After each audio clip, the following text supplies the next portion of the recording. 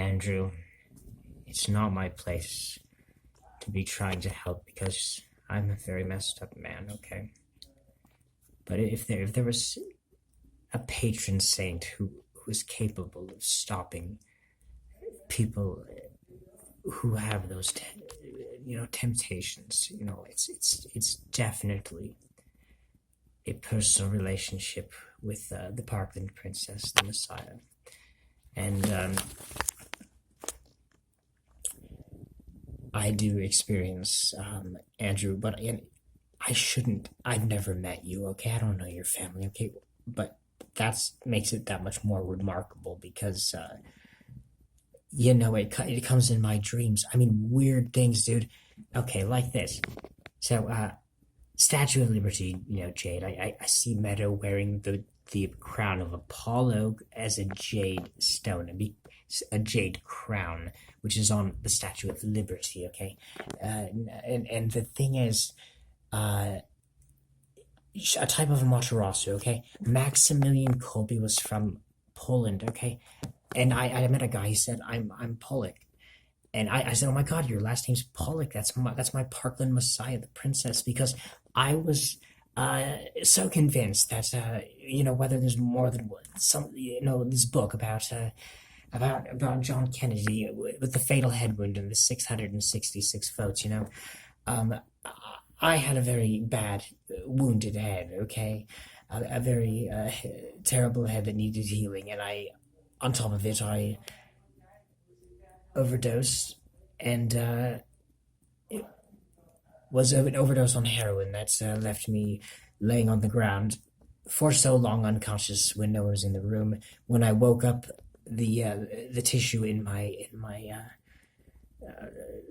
legs, everything was numb. It felt like I had broken bones, and I'd been laying on the floor so long unconscious, didn't even remember getting high, that the fat tissue and the muscle tissue were all breaking down, causing all kinds of toxic chemicals to enter my bloodstream, and they had to flush my system to save my kidneys from failing. When I did get to the hospital, it was a close call.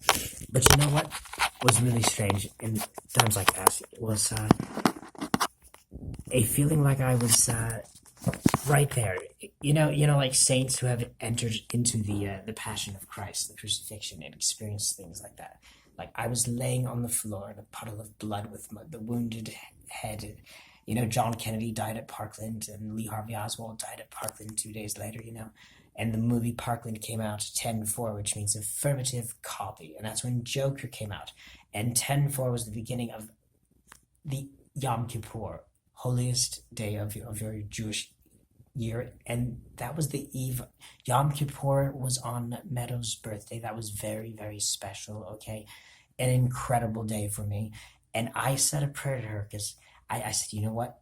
I don't think my prayers can be as powerful. If there's anything you can do that would purify me through suffering of any sort. And I just happen to have a shoulder that comes out of socket a lot because police yanked it out of socket and denied me medical care and left it dangling until I got released.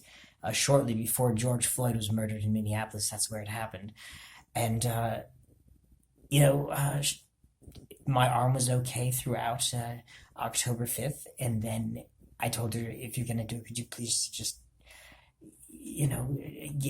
make my prayers powerful by afflicting me after your birthday, unless what I'm about to do is not, contact someone or write someone or whatever. Is not, if you don't want me to do that, then just you'll break my arm on your birthday or something. Well, a few hours after, it was the middle, it was like 2 or 3 a.m. after her birthday, Yom Kippur. I just do a little stretch, my arm pops out of socket. And it was really weird because that happened to me like 11 times before I had the surgery on it, where they had to cut off a big chunk of bone and move it somewhere else. And when bones are healing against bones, it's a way more risky thing. And if it goes wrong, than when they're just doing, because they also had to cut a bunch of stuff and tighten things up. And I'm so glad they did that. But there was something very, very painful about that particular injury that I didn't actually experience with the others.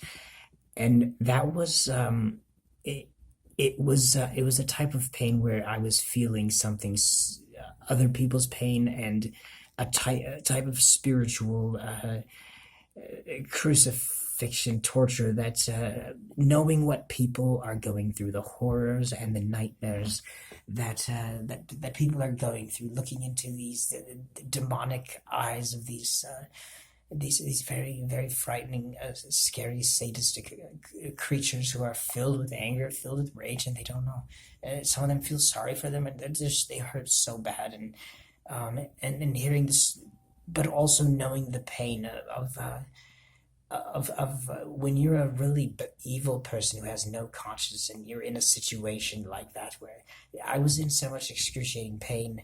But if I had been in a military situation, or I wasn't surrounded by anyone that liked me, and they were just going to torture me more, if I had a very guilty conscience, okay, and I had been mean to people, and I wouldn't. That would be the scariest thing. I wouldn't. It would be so hard to forgive myself, and I feel so terrible in that situation. But let me tell you something. That was a Yom Kippur grace, because that was like the Day of Atonement. I was not just feeling the pain of a shoulder dangling out of socket for a few hours. I mean, that was the only time in the emergency room that the nurses had to tell me, "You need to stop yelling, okay? You're scaring the people here."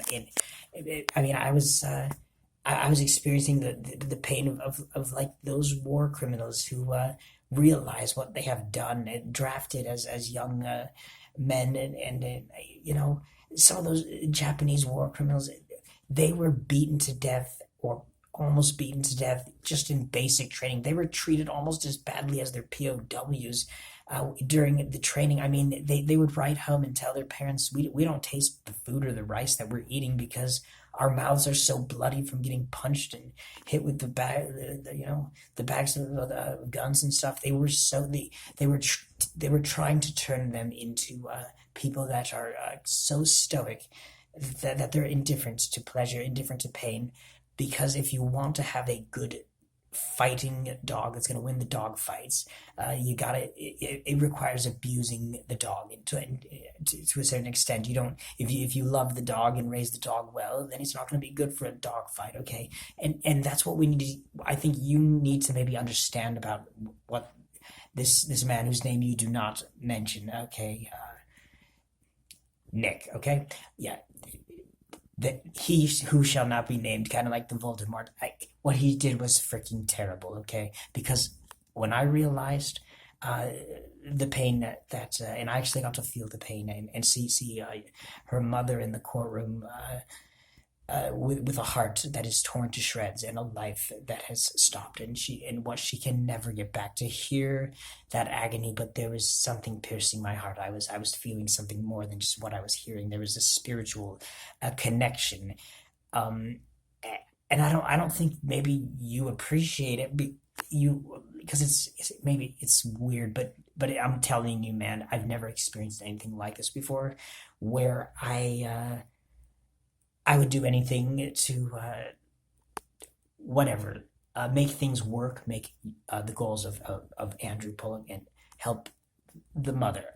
But the thing is, I don't know what the hell I could do, because I'm pretty damn inept, okay?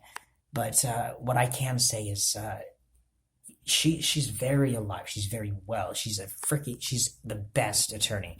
I had an attorney, my last attorney. She was so awesome. Her name was Sarah. Sarah was the bride of Abraham, but Sarah means princess, okay? And then Princess Meadow playground, She loves children, and she's got a good way of teaching a man how to be a child, the right kind of a child, okay? And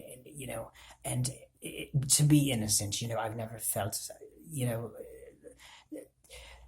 it's interesting. I can go from being very, very dark to suddenly light and innocence when it seems like Meadow shows up. But you know what? I was playing apples to apples, and she did tell me not to talk to you, because someone threw a card that said manly, okay? The name Andrew means manly. Another person threw a card that said Florida, and another person threw a card that said sensitive. And I saw Meadow's face, and it said, what happened in Florida is sensitive, and then you shouldn't be talking to Andrew. But I don't know if that was then, maybe, but I don't know what to do, man, because I just don't know,